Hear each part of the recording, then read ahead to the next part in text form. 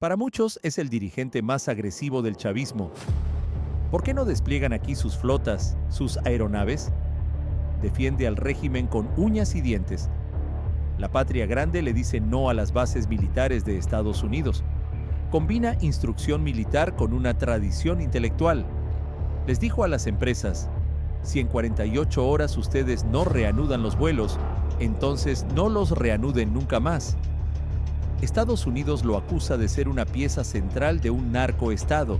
Nada, absolutamente nada, pero nada en lo más mínimo puede poner en peligro la revolución bolivariana. Nada. ¿Quién es Diosdado Cabello Rondón? Diosdado Cabello nació el 15 de abril de 1963 en El Furriel, un pequeño poblado del estado Monagas, alejado de los centros urbanos donde se concentraban el poder político y económico de Venezuela. Creció en un país atravesado por el bipartidismo.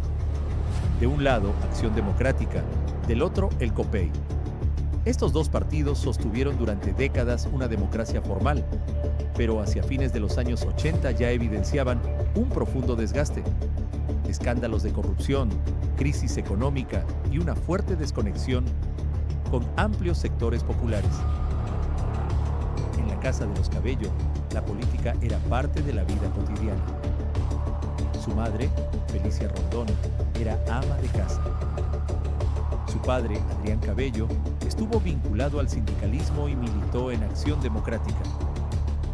Esa militancia marcó el clima familiar y transformó el hogar en un espacio de reuniones y debate político. La resistencia activa y prolongada implica que tenemos que ser capaces de superar esas cosas, no paralizarnos, seguir trabajando y prepararnos para el tiempo que sea necesario. Por aquellos años, en Venezuela, la Academia Militar funcionaba como un mecanismo de ascenso social casi garantizado, una verdadera plataforma de poder.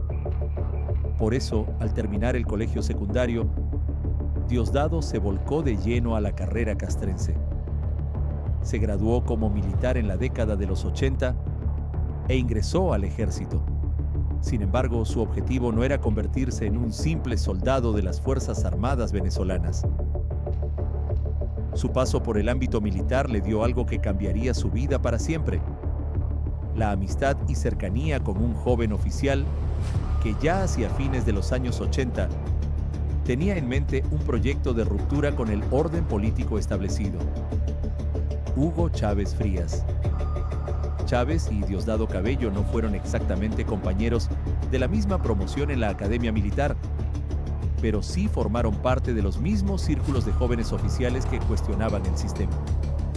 Compartían la idea de que la renta petrolera venezolana había sido capturada por las élites y que sus beneficios jamás llegaban a los sectores más pobres. Esa convicción se radicalizó tras el Caracazo de 1989, una serie de protestas históricas contra el ajuste económico, seguidas de una brutal represión estatal que dejó decenas de muertos en las calles.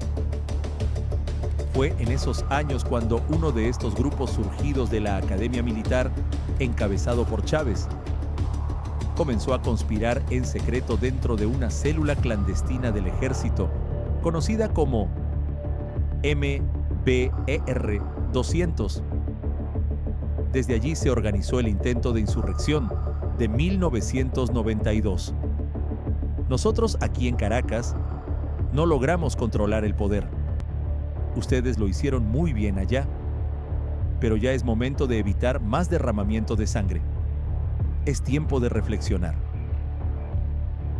Vendrán nuevas situaciones y el país debe encaminarse definitivamente hacia un destino mejor.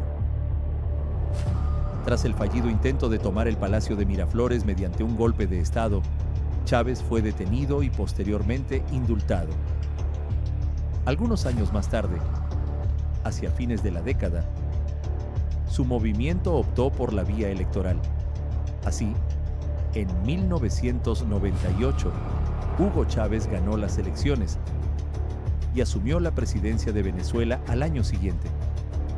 Con la llegada de la revolución bolivariana al poder, Cabello pasó de ser un oficial de confianza a convertirse en una pieza clave del nuevo proyecto político.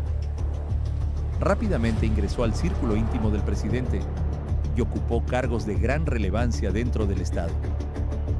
Dirigió organismos estratégicos, estuvo al frente del ente regulador de telecomunicaciones y asumió ministerios y responsabilidades políticas de alto impacto. Desde esas posiciones impulsó modificaciones en la ley de telecomunicaciones que transformaron el mapa mediático y ampliaron las facultades del Estado sobre el sector. Más adelante, también asumió funciones en el Poder Ejecutivo y en el Legislativo, consolidando una influencia que combinaba poder institucional y control de la propaganda. Para gran parte de la oposición y organizaciones de derechos humanos, Cabello se consolidó como la cara más dura del chavismo. Su estilo de gestión estuvo siempre atravesado por el uso abusivo del poder y el disciplinamiento mediante la fuerza militar. Uno de los episodios más polémicos de su trayectoria ocurrió en 2009, cuando ordenó el cierre de decenas de emisoras radiales y canales de televisión. Con el paso de los años también se le atribuyeron vínculos con redes de poder informal, maniobras de corrupción e incluso acusaciones relacionadas con el narcotráfico. Cuando se conoció la noticia de la enfermedad de Chávez, muchos en Venezuela especularon con la posibilidad de que Diosdado asumiera el lugar que pronto dejaría el comandante. Finalmente, Chávez eligió a Nicolás Maduro. Analistas y fuentes sostienen que esa decisión se debió a que lo consideraba menos propenso a generar rupturas internas y con un perfil diplomático más adecuado para sostener equilibrios con aliados regionales e internacionales como Cuba, Argentina, Brasil, Rusia e Irán, entre otros. Tras la muerte de Hugo Chávez, el verdadero poder de Diosdado dentro del régimen quedó en evidencia. Ya no estaba su principal aliado y protector, pero contaba con su propia estructura, influencia en organismos del Estado, control mediático y vínculos estrechos con las Fuerzas Armadas. Durante años se encargó de ubicar personas de su confianza en cargos clave del gobierno. Su hermano, José David Cabello Rondón, es la máxima autoridad del CENIAT, el organismo encargado de la recaudación impositiva. Su primo, Alexis Rodríguez Cabello, dirige el Helicoide, la principal cárcel del régimen bolivariano, donde permanecen detenidos numerosos presos políticos, un lugar sobre el que pesan graves denuncias de torturas y violaciones a los derechos humanos. También Marlene Contreras, esposa de Diosdado y su persona de mayor confianza, es señalada por la oposición como la administradora de los bienes ilícitos que Cabello habría acumulado durante su carrera política. Para Estados Unidos, Diosdado Cabello es el hombre más poderoso del gobierno venezolano y el verdadero líder del llamado Cartel de los Soles, una organización denunciada por Washington y acusada de controlar el tráfico de cocaína desde el Caribe hacia Europa y Estados Unidos. En su extenso programa semanal, Con el Mazo Dando, que puede extenderse entre 4 y 5 horas, el propio Cabello se dedica, entre otras cosas, a atacar y desmentir este tipo de denuncias. También cuestiona a los principales medios internacionales cuando publican información sobre Venezuela. Hoy Cabello actúa como uno de los grandes articuladores del poder.